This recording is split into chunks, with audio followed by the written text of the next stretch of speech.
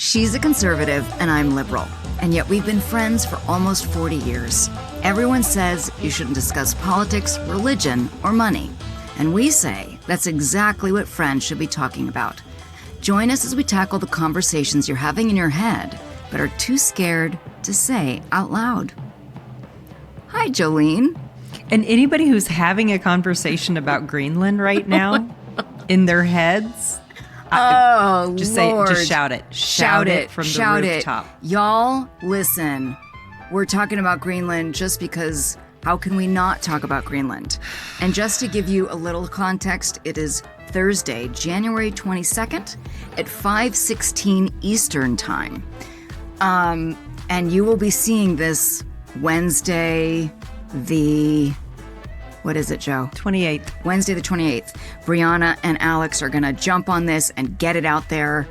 And even by then, it will probably have changed 5,000 times. Yep. But it was like, right, Jolene, we had to talk about this because... Absolutely. And it's so funny because I think that Greenland was one of those things that we wanted to talk about, I don't know, like a month 2 ago? or 3 months ago. Yeah. I mean, it was one of those things that Trump, put something out there and everybody's like, whoa, what?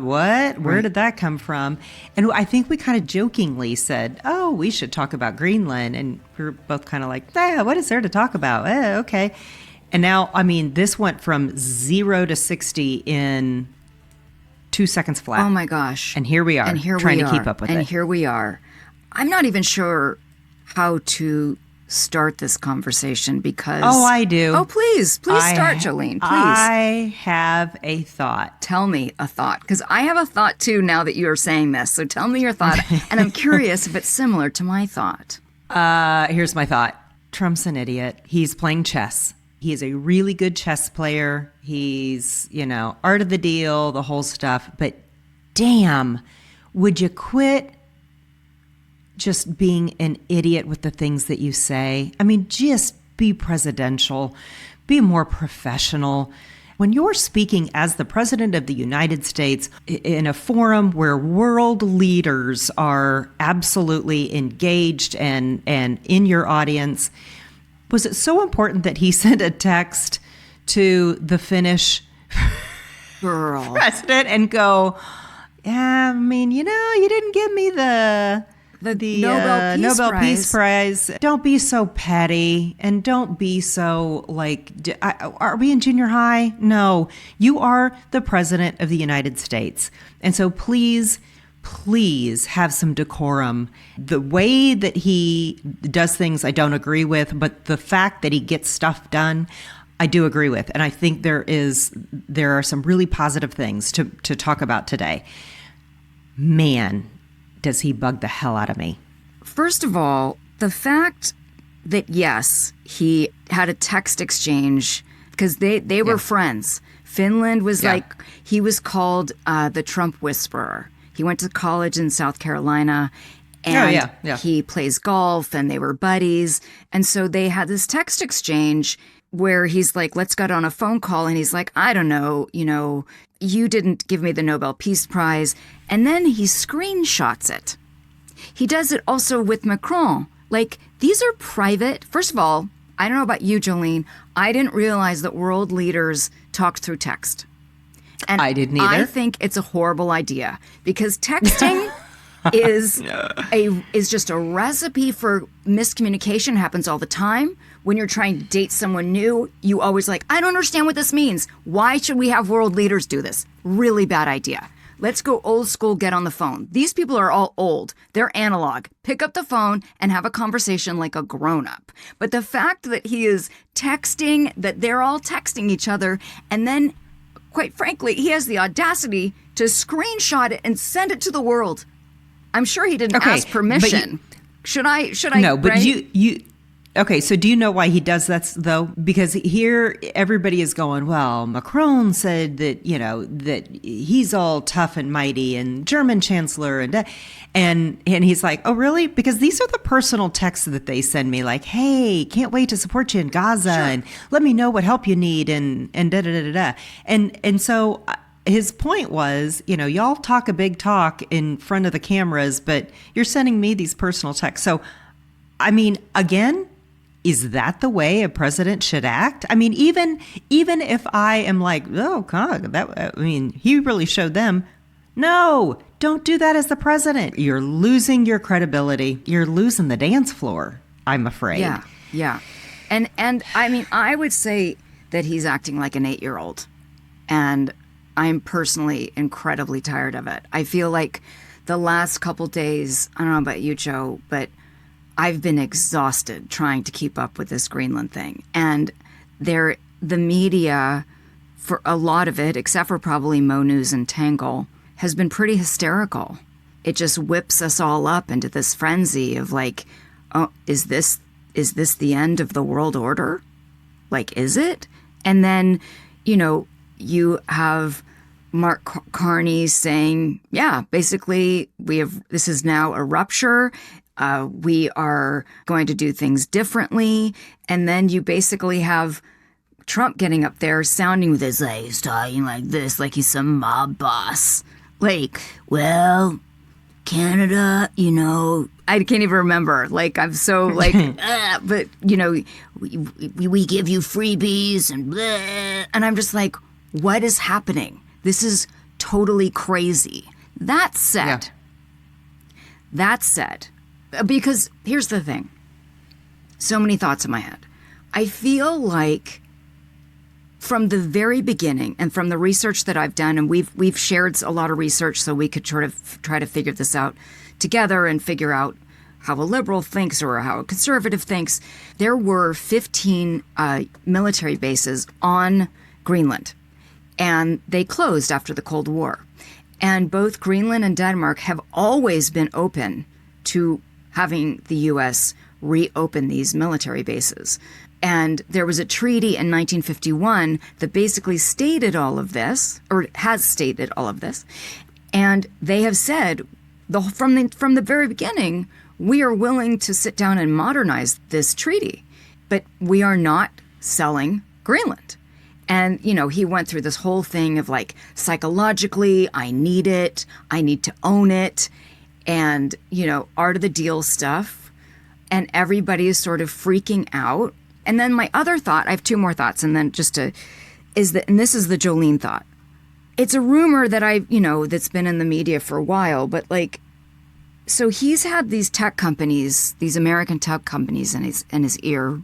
They gave him lots of money, Trump. And there are a lot of rare minerals in Greenland. So I've been thinking about this. Why do you need to own it? Why do you need to own it? Well, he wants ownership of those rare minerals. Maybe it has to do with defending against Russia and China, but I was wondering the whole time about these rare minerals. That said, even in this treaty, and even the Greenlanders and the Danes have said, we are open to working with you with the minerals. So what is the point? Why does he need to own it? And now he's rolling back. There's so much show that you're like, what is real and what isn't real?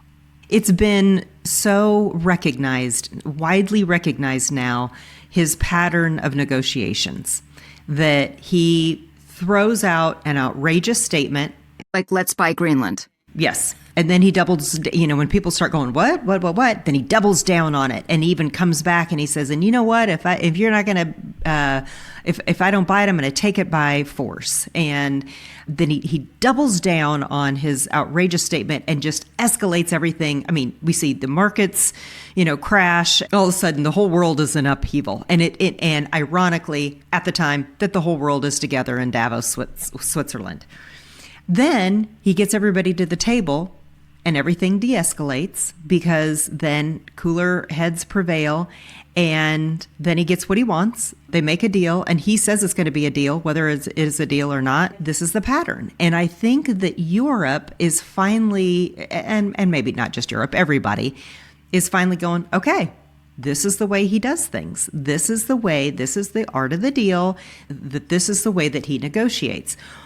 Well, I'm afraid he's going to be boy who cried wolf because the next time that he does something, everybody's going to go, fine, Do it. Nobody's going to play into his hand, and that negotiating power is going to be gone. And, I feel like we've seen this so much that he's only a year into his presidency. He's going to have to come up with a new shtick because I think people are tired of it. Do you find that the conservatives are tired of it, or you are just tired of it? I haven't been listening to any conservative stuff. I don't know. It's deeply unpopular. Nobody wants military force to go into Greenland. Right. Nobody wants to buy Greenland. It's not economically sound for the United States. I heard it would, first of all, you need Congress's approval, which who knows with this Congress, but supposedly they wouldn't approve it. And it would cost us $500 billion to $4 trillion to buy Greenland. When the Danes and Greenland are saying, we'll work with you. Our debt is already too much. Like, that part makes no sense. Here's where I did listen to two different conservative pundits, if you will. There was this guy on Ezra Klein named Yaval Levin, and he worked for the GW administration. That is a very interesting episode, and actually one of our listeners was suggesting we do a podcast on it, so maybe we can. Okay. But it basically looks at this last year to see how much has Trump really accomplished versus says he's accomplished. And this is from, and Ezra is interviewing this very well-known and very well-respected conservative pundit and his thoughts about what has been going on.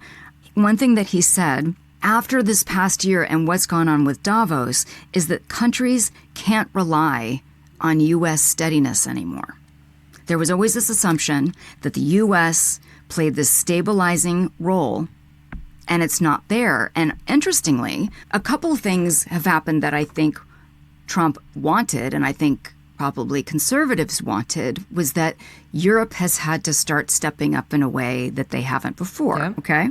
Right. So I would agree that that's not a bad thing. I would prefer that he doesn't do it in this like bullish, bully, unpredictable way. But so Europe has had to step up. But ironically, China, the Chinese vice premier said, quote, "The world cannot return to having the law of the people where the strong prey on the weak." And the Chinese embassy were trolling Trump with AI-generated videos depicting him as a maniacal Uncle Sam who ruins everything. And I saw the video, which we can put in the show notes, which it was like, hold on a second. China in Davos is now acting like the calm, pragmatic deal maker, and like Canada is already doing negotiation deals with them with their EV vehicles. And there's this one called BYD that's supposed to be totally awesome. I would love to have one of them, but whatever. I'm just like it feels like the world is going like what? Well, what is happening I here? would agree with you, though, that I think what a lot of people call isolationism, that they would claim that Trump is more into protecting America than the rest of the world. And the globalization that has happened for years has been on the back of America. You know, when we talk about NATO and we talk about, and that was even the Secretary General of NATO, Mark Rutte, he agrees with Trump. He says without Trump, you know, we wouldn't have gotten, you know, everybody was supposed to give, 2% of their GDP, and nobody was doing it until Trump said, was holding people's feet to the fire. So Trump has finally gone in there and said, listen, we're tired of playing your EU game of globalization when y'all are kind of screwed up. I mean, y'all are you have open borders and you've got people taking over your country that you don't even know about. And I mean, just watch out because the same thing's going to happen to you that's happened to us. And so one of the good things that I think is coming out of this is that Trump is finally questioning the way things have always been. And Trump, if nothing else, is a disruptor. And so he is finally saying, we're not going to fund the world order that you all want so badly, EU. We're going to take care of us. And if you want to be a part of that, then pony up. Okay. I'm all right with that. But you would agree, I mean, you started this conversation with, he's an idiot. Like, he's acting like an idiot. What he's saying, the way he's behaving. The way he says it. And that's the thing, Jolene, is that I could actually get down with what he's trying. Like, I understand. And now I was listening to today, the 22nd Diary of the CEO had on Konstantin Kisin, who he has his own podcast called Trigonometry. And he is British, and he was talking about how the EU has like rested on their laurels, and they got very comfortable, and they've gotten fairly lazy. Now, this is what I don't know enough about European politics, honestly, but I found it really fascinating because he was like, we actually have to figure this out. And I guess what is kind of interesting is that from what I'm hearing from this conversation with you is that you and I actually seem to agree on this. Like, I don't think it's a bad thing that they need to step up and not just take and not just rely on us. But I cannot stand this, like, mafioso, like, bully thing. Where, the way he's doing it. And it's also, like you said, it feels very cry wolf. It feels so manipulative. You're like... And what I guess, which is kind of wild, Jolene, is that we all know about the sort of the deal thing. And he's done it already so many times because he's been president twice, right? And we still don't get used to it. We still get hysterical. We still get upset. Don't you think? I feel like this was the straw that broke the camel's back, though. And maybe I do it's too. just because it's been one after another I after do too. another. I mean, think Europe is we went right from Iran to Gaza to Venezuela to bombing Iran, and then we went to Venezuela, and now we're green. Like, it's all happening so much that finally people are going to go, okay, enough, dude, right? Enough. Hold up, right? But then I feel like Russia and China are winning. See, no, I think everything he's doing is to beat Russia and China, and I think that is not something that we have focused on in a long time. We certainly didn't focus on it during the Biden administration. We are finally getting to a place where Trump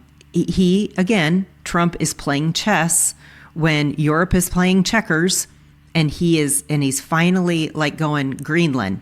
All of a sudden, Greenland was a thing. Like, this escalated within 10 days? I mean, 10 days.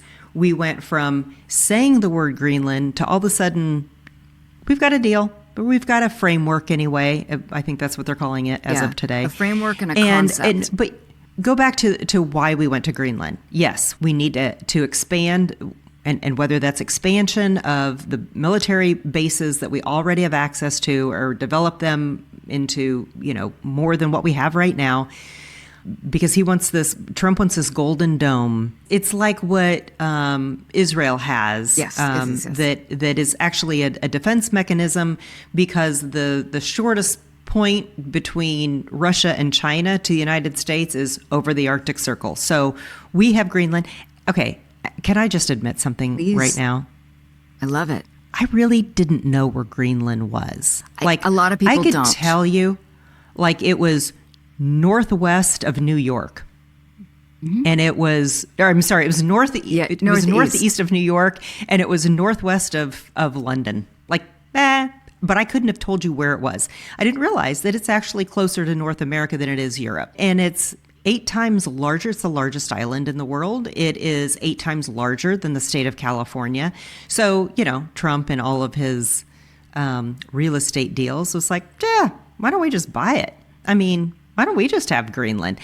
And honestly, from a defense standpoint, Denmark doesn't have an army. It doesn't have the military to be able to defend Greenland. If Russia and China, and I'm sure you did too, as you researched this, saw a lot of people talking about the channels actually between Iceland and Greenland that the Russians are using, and they're using their they've got submarines, and that they have access to do a lot of damage to both Europe and the United States by having free reign in that Arctic zone.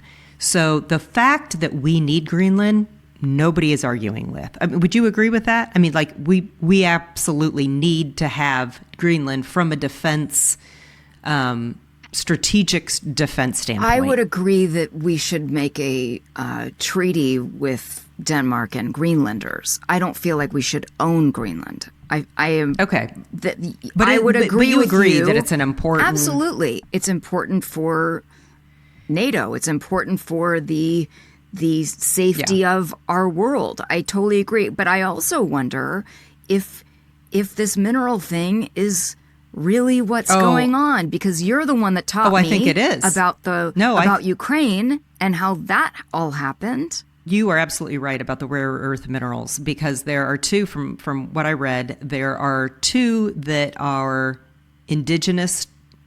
No, there are two there that are very important to us. Okay. One of them is indigenous to Greenland itself. Yeah. The other one, the only other source, is in China. And one of those rare earth minerals, and again, viewer, I don't know the names of them, and I read it, and I didn't write it down because I don't know how to pronounce it, so there's no purpose in me actually writing it down and try to tell you what it is, because it's something super complicated. You're totally right. It's yttrium, spelled with a Y.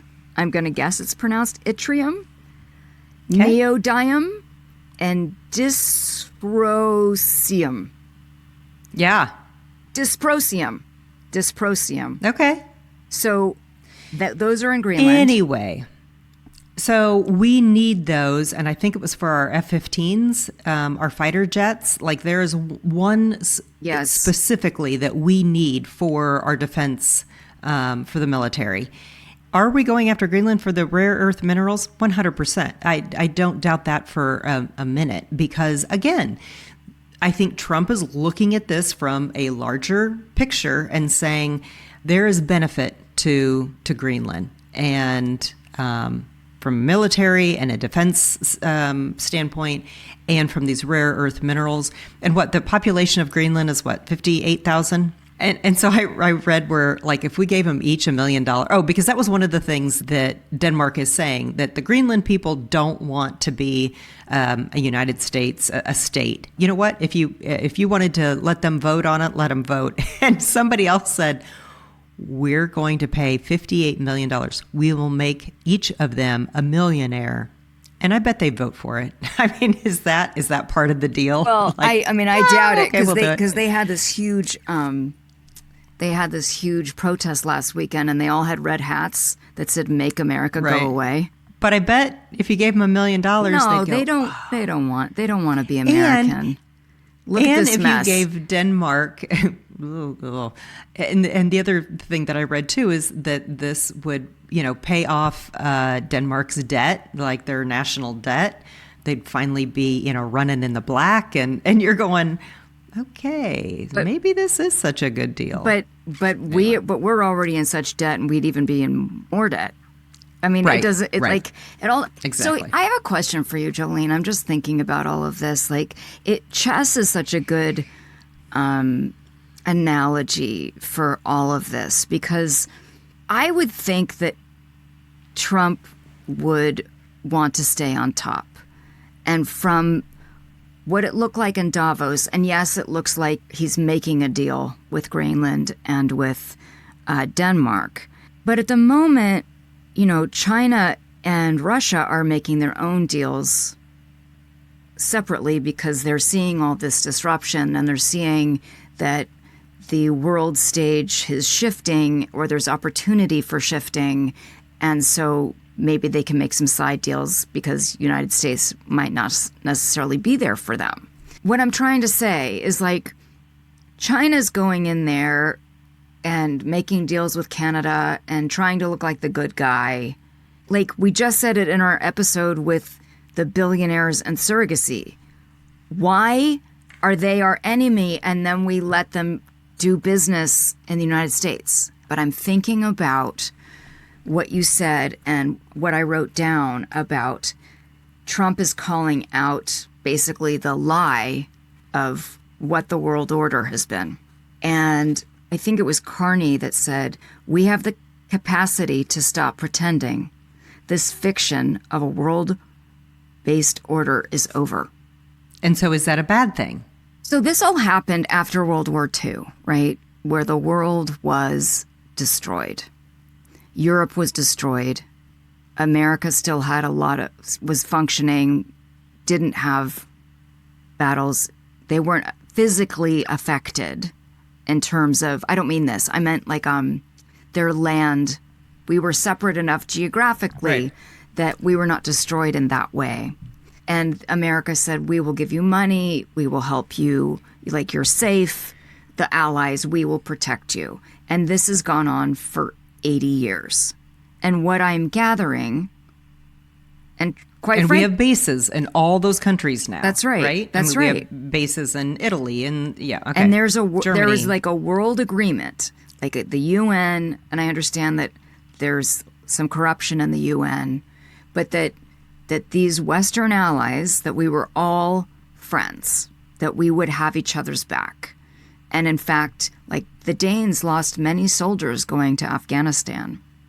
I mean, there have been things, the people helped us after September 11th. There has been this world order that we could sort of, as modern people, rely on, that has lasted.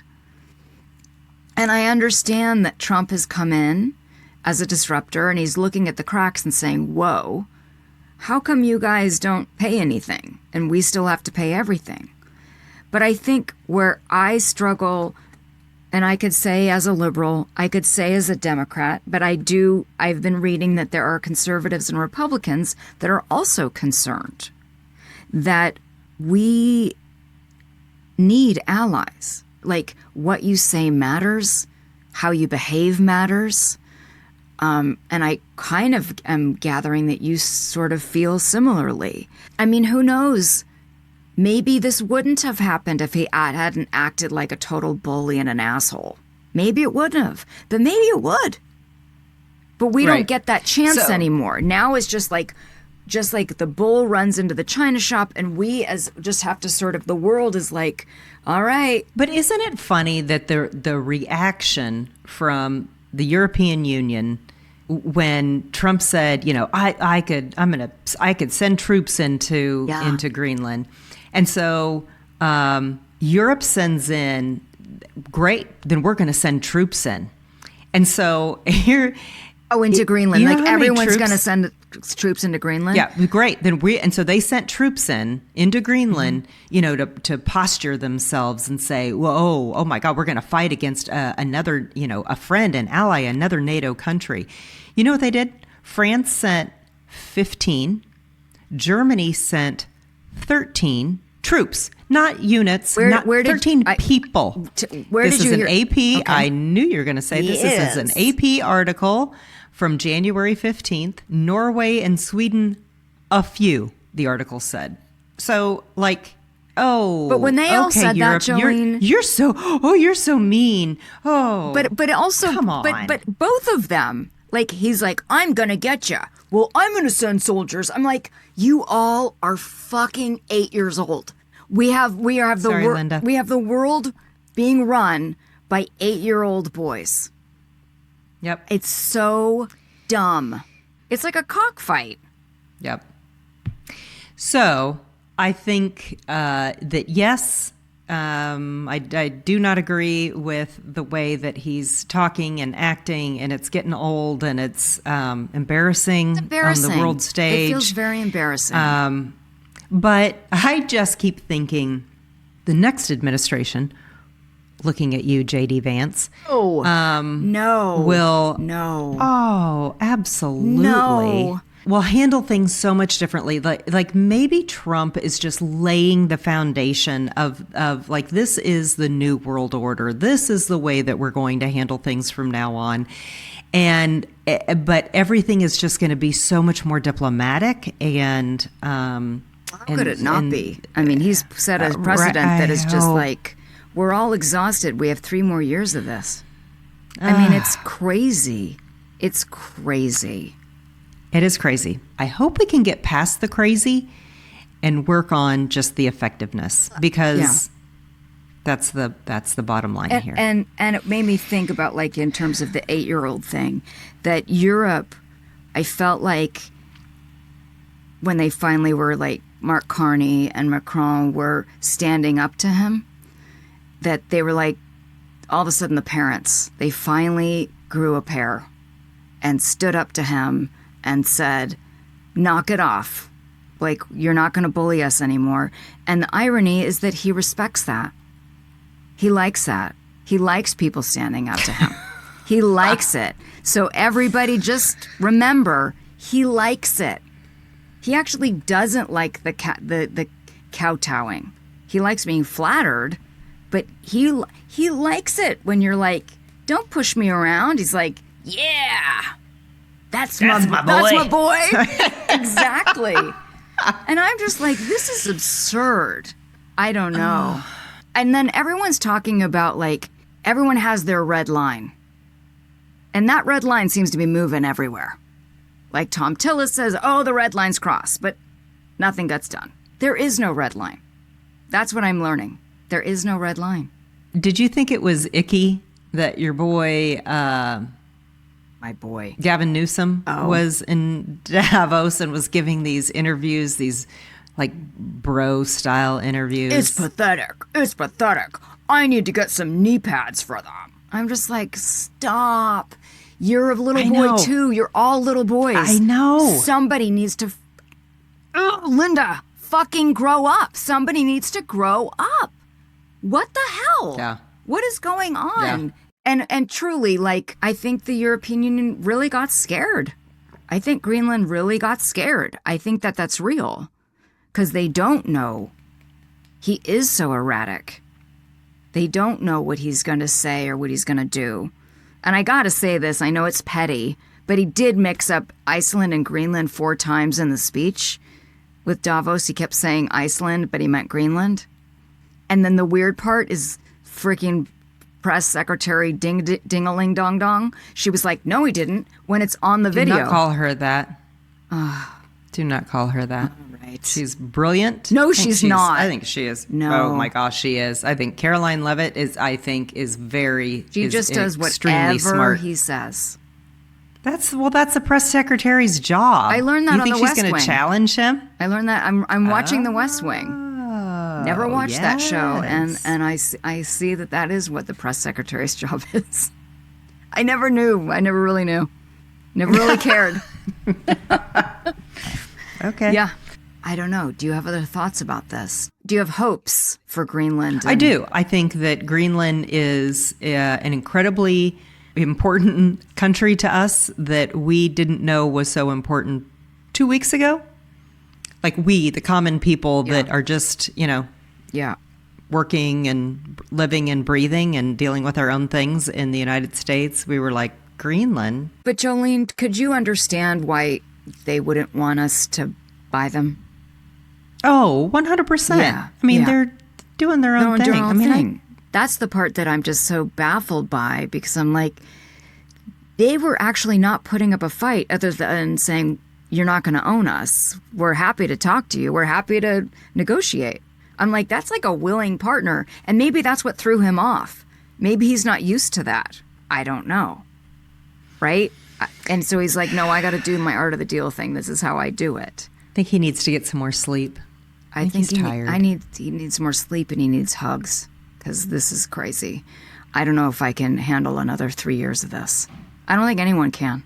They all seem like they're losing their minds. Every media company, every article I read, every podcast I listen to, everyone's like, what is this? What is this? I know. Did you hear on Mo News? They're like, okay, he's gotten more done in a year, or in this last month, than most people do their entire 4-year terms. So and here we go. We're gonna start talking about it. I mean, it's just bam, bam, bam. Yeah. It's also funny, all the memes. Have you seen all the memes about Marco Rubio? I heard about that, because he has so many jobs, and then they want to give him another job. They talked about that on Mo News. Yeah, but what are the memes that you're talking about? After Venezuela, it was him sitting in a chair with, with a sash on that says, President of Venezuela, and holding a flag. And then his next thing is now he's president of Greenland, and now you're in charge of Greenland. And I'm sure Marco Rubio's going, can I have a minute? I just need a minute here. Yeah. Marco's getting a lot of things done. JD Vance. Oh my God, stop it. They're getting stuff done. They're performing a lot. They're performing some stuff. Listen, I don't know they're performing. They're working. I think they're working very hard. Agree to disagree here. Okay.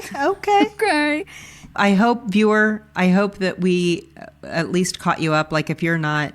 I don't know how you could not. Like it has been everywhere. Well, I do have somebody in my family who was like, what's going on with Greenland? When are you guys talking about Greenland? And I go, wait, are you serious? And she was like, no, is there something going on? She is getting ready for a wedding and moving, and her dog was sick. And so I'm going to give her a little grace. Listen, I have friends that are like, I can't watch the news anymore. They're just done.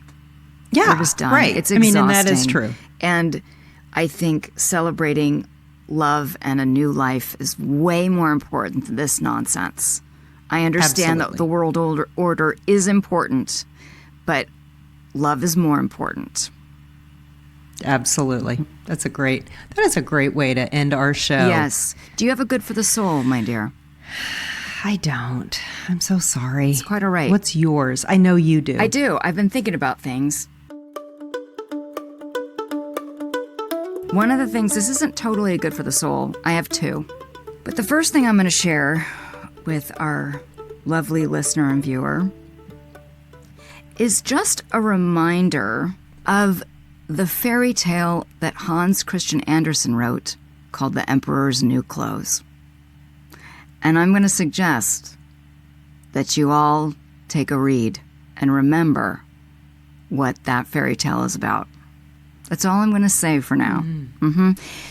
So the good for the soul that I have shared with Jolene, and I have actually reached out to them to see if they will come on the podcast as well.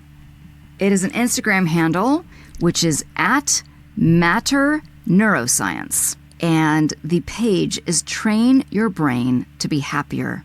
Join the world's first emotional fitness club backed by neuroscience and rooted in community. And what this, I don't know if it's one person, I don't know if it's a group of people, but they have created this experiment, and they found these old payphones and they refurbished them, and they put a payphone in the heart of the Mission District in San Francisco, which is the most liberal city in the country. I'm very proud to be from the most liberal city. And then, of course, and then they put another payphone in Abilene, Texas, the most conservative city in the country. And each payphone, and we'll put this video in the show notes for you so that you can check it out and follow them. And the payphone in San Francisco says, call a Republican. And the payphone in Abilene says, call a Democrat. And they rigged it so that you pick up the phone and it rings to the other payphone. And they're doing this experiment to see if people will talk to each other. And I forwarded you today a conversation. They're now recording them and sharing them. And they're amazing. And so I really hope we can get Matter Neuroscience on the podcast so we can talk to them about this experiment, because this particular conversation was, a guy in San Francisco, and he works at like this studio, and he was on his lunch break, and the guy in Abilene was a correctional officer who was on a lunch date in front of a bookstore, and they were just talking about life and what they like to do. It was very sweet, it was very curious, and it was very kind, because I know I'm a huge believer, and you are too, that this is what we've got to talk about. This is what this experiment is about, that when you actually talk to people and you hold the space with them, you aren't mean. Even if you're nervous or you understand that there's a human there. and that you don't have to argue and you don't even have to talk about politics, but that they're a whole human being, and you get to know their story and you find out that you have a lot in common.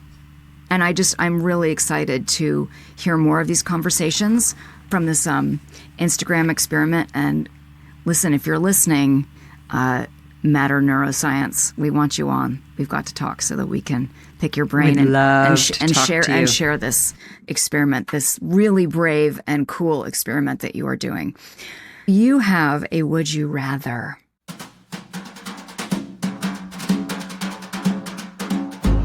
Nicole.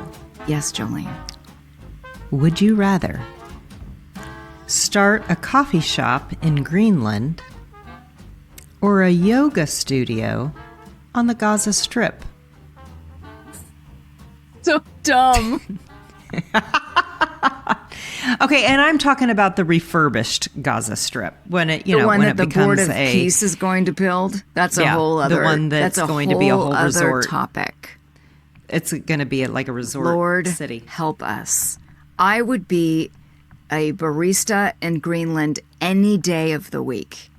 They seem like a lovely people that are very proud, and they care, and they want to be seen and heard. And I'm just going to make them some cappuccinos and hang out with them.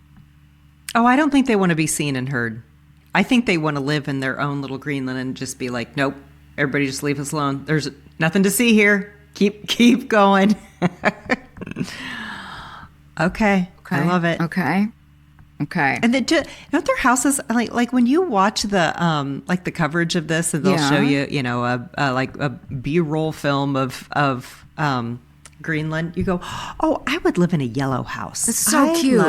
So cute. It does look so cute. So cute. Like they're all bright colors, and like they're like fishing villages, and it's cold. Yeah. It looks really sweet. Yeah.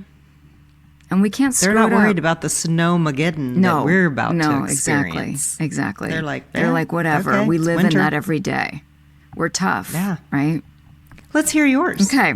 This is in the spirit of Trump. Oh, I love it. Would you rather be criticized or ignored?